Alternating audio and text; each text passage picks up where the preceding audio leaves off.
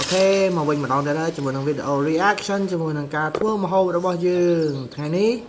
យើងមកមើលការធ្វើម្ហូបថ្មីប្លែកទៀតដែរ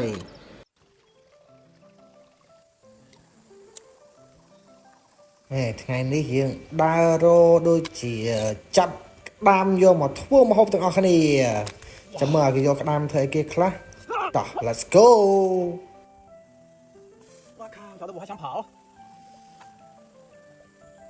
សំខាន់បងប្អូនដែលមើលហើយកុំភ្លេចជួយ like ជួយឲ្យបេះដូងជួយអីផងណាមើលឲ្យអត់ឲ្យបេះដូងបាបយល់ទេ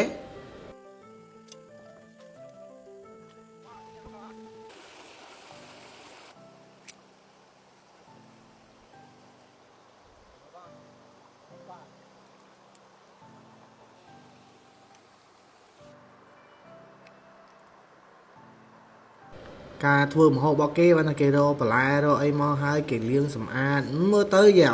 មួយហើយយើងអាចធ្វើតាមបានណា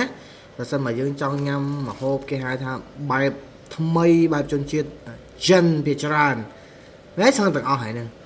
បងប្អូនតាមមើលវីដេអូមុនទេខ្ញុំ reaction មានញ៉ាំម្ហូបបែបចិនដែលគេធ្វើម្ហូបហ្នឹង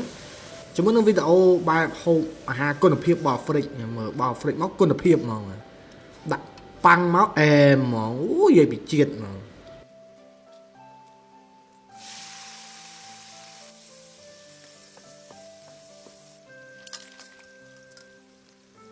哇，好香哦！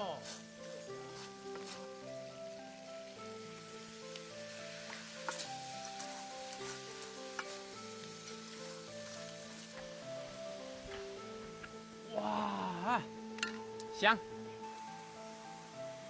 ហើយវីដេអូក្រោយៗនេះយើងធ្វើគាត់ថាគេធ្វើម្ហូបគេរក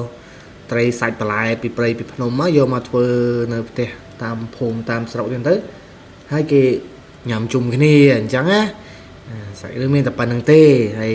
យ៉ាប់វីដេអូយើងចប់ហើយតែប៉ុណ្្នឹងទេអរគុណបាយបាយ